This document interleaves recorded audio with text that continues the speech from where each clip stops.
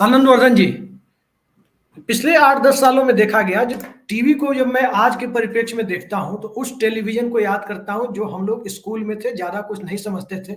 आज भी कुछ नाम आज तक के याद आते हैं। एसपी सिंह साहब थे ऊपर में, लेकिन नीचे जो नाम याद है, गोविंद पंत राजू लखनऊ से, भोपाल से राजेश बादल। रिपोर्टिंग जो मीडिया में कहीं धार से, कहीं अलीराजपुर से, कहीं जाकर के कालाहांडी से जो रिपोर्टिंग होती थी, टेलीविजन की वो रिपोर्टिंग सबसे पहले खत्म की गई। उस रिपोर्टिंग की जगह पे लाया गया क्या, भूत प्रेत, सन्नाटे को चीरती सनसनी, इस तरह की चीजें लाई गई। सबने देखा होगा, वो रात में बड़ी बड़ी दाढ़ी बढ़ा करके वो चोटी वाले, तमाम तरह के डरावनी वेशभूषा वाले लोग भी टेलीविजन में लाए गए। और उसका अगला चरण जो देखने को मिला, जो गोदी मीडिया जब नाम औपचारिक रूप से दे दिया गया, उसमें दिखा कि मारपीट करने वाले, कॉलर पकड़ने की हद तक जाने वाले एंकर, गाली गलौज करने वाले एंकर, और एंकर के साथ साथ पार्टी के प्रवक्ताओं की फौज। एक दौर में तमाम ऐसे प्रवक्ताओं को हम लोगों ने देखा है, बीएन गाडगिल से लेकर हर पार्टी में अच्छे प्रवक्ता हुआ करते थे। जिस दौर में नया नया टेलीविजन आया था, नलनी सिंह जैसे लोग कराते थे टीवी पे डिबेट। अब धीरे धीरे जब सारी चीजें टेलीविजन से खत्म हो गई, फिर टेलीविजन का क्या, खास करके टेलीविजन मीडिया का अस्तित्व तो क्या बचा है, खासकर उस परिप्रेक्ष्य में। हम आप सबके घर में टेलीविजन है, सबके घर में एलईडी एलसीडी है, लेकिन सामने लगा हुआ है ड्राइंग रूम में टीवी, और लोग करते क्या है, ये स्मार्टफोन सबके हाथ में है, वही टीवी चैनल लोग देखेंगे अपने अपने फोन में, यानी उस टेलीविजन चैनल को भी लोग यूट्यूब पे देखेंगे। ये स्थितियां हैं। तो आज की तारीख में आपको क्या लगता है, डिजिटल प्लेटफॉर्म की उपस्थिति मेन स्ट्रीम का दर्जा पाने का हकदार नहीं है? नहीं, मैं थोड़ा इसका पीछे ले जाऊंगा और 2 मिनट में एक भूमिका बना के तब इस पे आऊंगा। देखिए, जी। जो आप ये बात कह रहे हैं ना कि अब लोग रिपोर्टिंग खत्म हो गई है, लोग तू मैं होता है, गोदी मीडिया होता है। आज से एक मैं बहुत छोटा उदाहरण दे रहा हूँ। आज से जी। 20 साल 15 साल पहले जब आप बड़े होते थे, गाने कैसे होते थे? आजकल पंजाबी गाने डोमिनेट करते हैं, जिसको आपको फुहड़ है भाई। हम घर में हम अपने बच्चों के साथ, मैं अपनी बीवी के साथ बैठ के उन गानों को नहीं सुन सकता हूँ, जिस तरह के गाने आजकल पॉपुलर हो रहे हैं। तो वो आप उसको, हम लोगों को दोष नहीं देना चाहिए, क्योंकि जैसा समाज है वैसा ही आप गाने बनाएँगे, वैसे ही आप चीज़ें परोसेंगे। मैं थोड़े थोड़े बेसिक मुद्दों पे बात करना चाह रहा था। बेसिक मुद्दे ये हैं कि देखिए, कोई भी प्रिंट हो, इलेक्ट्रॉनिक हो, और अब ये जो नया डिजिटल प्लेटफ़ॉर्म है, डिजिटल को इसमें किनारे कर दिए, क्योंकि डिजिटल का अभी जो बिज़नेस मॉडल है वो थोड़ा थोड़ा आसान है। बाकी जगह एक मालिक होता था, एक संपादक होता था, एक रिपोर्टर्स होते थे। ये 3 का वो होता था। संपादक जो था वो एक बीच का बफर होता था, जो मालिक के बीच में और रिपोर्टर्स के बीच में ये समन्वय करता था कि भाई इसको भी बैलेंस किए जी। रहो।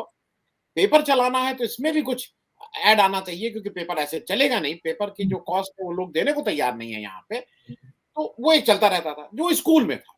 स्कूल में जब हम लोग पढ़ रहे थे तो केवल प्रधानाचार्य या शिक्षक, प्रिंसिपल और टीचर, वहाँ पे हम मैनेजर का नाम ही नहीं सुने थे।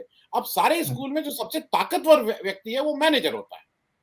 जी। उसी तरह से अब हुआ क्या कि जो मीडिया है, और मैं खास करके प्रिंट मीडिया के रेफरेंस इसलिए बोल रहा हूँ, वो लागू वैसे ही इलेक्ट्रॉनिक पे भी होता है। लेकिन चूंकि प्रिंट मीडिया का मैं सुबह शाम हैंडल किया है, सरकारी मीडिया का जो तंत्र है, उस तंत्र में एक सबसे महत्वपूर्ण 2 लोग हो गए।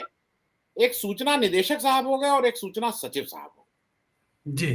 पहले क्या होता था कि एक्सेसिबिलिटी हर एक की चीफ मिनिस्टर के यहाँ तक थी। अच्छी रिपोर्ट लिखी, वो बुला के, हो सकता है मुंह भी फुला ले, हो सकता है उसको बुरा लगे, आप अपने उससे अपनी हैसियत को बताते थे कि मैं कितना अच्छा लिख सकता हूं, उससे डिसाइड होता था। अब क्या होता है, अब ये कोऑर्डिनेट करते हैं ये सूचना सचिव साहब। और आज का मैं बिल्कुल उत्तर प्रदेश का जिम्मेदारी के साथ बोल रहा हूँ, पूरी तरह से जो पूरा मीडिया पूरी तरह से आश्रित है सूचना निदेशक या सूचना जो स्पेशल सेक्रेटरी, एडिशनल सेक्रेटरी, सबको पता है कौन लोगों करते हैं। आप अगर आज उत्तर प्रदेश में 500 एक्रेडिटेड जर्नलिस्ट है, 500, जी। उसमें से कम 75% को आप निकाल लीजिए, अगर उन्होंने पिछले 1 साल में एक रिपोर्ट फाइल की हो, एक जगह कहीं आए हो, 4 लाइन लिखी हो। लेकिन वो सब लोग एक्रेडिटेड जर्नलिस्ट हैं। क्या करते हैं नहीं पता है। और बीमारी हमें अपने अंदर ढूंढनी है। मैं लोगों का करने से पहले अपने अंदर ढूंढनी है। ये सारे लोगों का खर्चा भी चलता रहता है। मेरे दफ्तर में कम से कम 20 लोग आते हैं। मैं कहना नहीं चाहिए, बहुत से लोग आते हैं, सर बताइएगा मत कि मैं ये नहीं है, मैं यही चला रहा हूँ। अच्छा, मैं भी उसमें बेईमानी क्या करता हूँ, मुझे एक पैसा देना नहीं है। कोई व्यक्ति जाके अगर कह रहा है कि मैं उनके यहाँ काम करता हूँ, तो मुझे क्या फर्क पड़ता है। लेट मी बी, मैं एक बिजनेसमैन की तरह बोल रहा हूँ। ना उसको मुझसे पैसा लेना, दिन भर घूमता रहता है, दिन भर कहाँ घूमता रहता है मुझे भी मालूम है, लेकिन ना मेरे मेरे उसमें उसका चेहरा दिखता है, ना मेरे उसमें उसका कोई लिखाई दिखती है, ना वो कहीं, लेकिन बाहर वो यही कहता है। अब एक एक बीमारी और हो गई है, और ये मैं बीमारी इसलिए कह रहा हूँ कि सब एक दूसरे की उससे है। जितने ये सूचना वो होते हैं सचिव और एडिशनल से, इन सबकी पत्नियों की प्रतिभा एकदम से प्रस्फुटित हो जाती है। जैसे ही ये कुर्सी पे आते हैं, ये सब लोगों की प्रतिभा एकदम से जो छुपी हुई रहती है, कोई बहुत अच्छा गाने वाला हो जाता है, कोई बहुत अच्छा डांस करने वाला हो जाता है, कोई, और एक नया जो लेटेस्ट ऐड हुआ है वो आर्टिस्ट का हो गया, वो आर्टिस्ट बहुत अच्छे हो जाए। अब उस बेईमानी को जरा इसलिए समझ लीजिए क्योंकि ये टोटल लूट है हर एक के साथ, और वो लूट इसलिए है कि आप, और ये मैं नाम क्या सबको पता है कि कौन करता है। आप अगर गाना गाएंगे तो उसमें कुछ राग और वो हो सकता है, भाई कोई कहेगा अच्छा गाते नहीं वो, आप अगर डांस करेंगे तो उसमें भी कुछ हो सकता है। आर्ट एक ऐसी चीज है, आपको फूहड़ माना जाएगा कि अगर आपने ऐसे कहा कि आपकी समझ ही में नहीं आएगा आर्ट क्या है, तो आप नहीं भाई, आप उस लायक ही नहीं कि आपको समझ में आए। आप बिहार से आए हैं, आप क्या जाने ये आर्ट क्या होती है।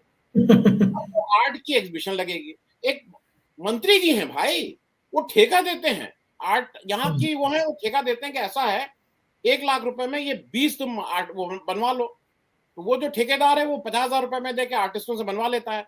अब फिर ठेकेदार आता है उस आर्टिस्ट को खरीदने के लिए, क्योंकि आर्ट को मैं डिसाइड करूंगा कि इस आर्ट की वैल्यू क्या है।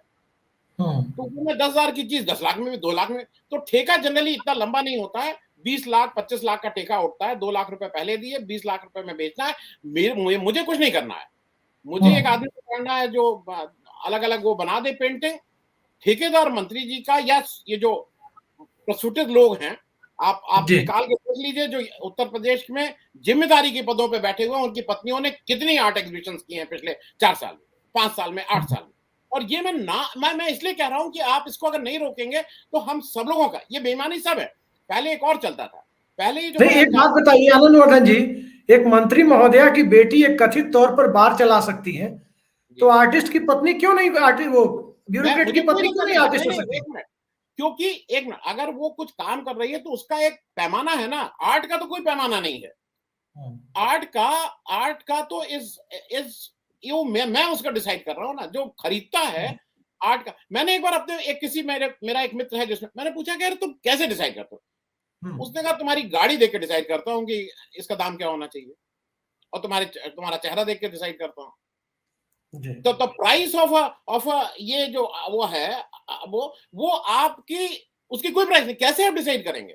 एक और पहले बेईमानी होती थी जो अब रुक गई। उत्तर प्रदेश के बहुत से अधिकारी, और अधिकारी नहीं, हमारे पत्रकार भी लगे जिनकी बीवी हो जाती थी इंश्योरेंस एजेंट। पहला जो वो आता था प्रीमियम वो उनको मिल जाता था।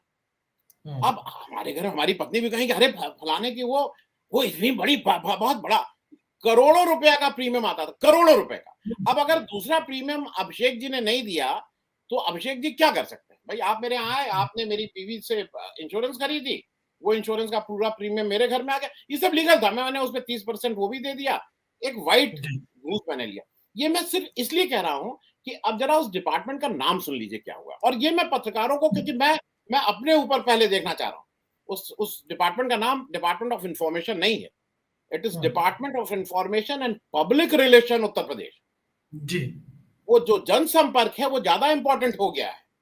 और आई एज अ पत्रकार, जब मेरा प्रधानमंत्री अपनी प्रेस उसमें कौन जाके करते हैं, वो एक अरे ये जो अक्षय कुमार साहब एक कैनेडियन आदमी से नहीं, और हम और आप एक बार उसमें क्यों नहीं करते हैं, वो आके उनका उनका वो करते हैं, प्रेस इंटरव्यू करते हैं।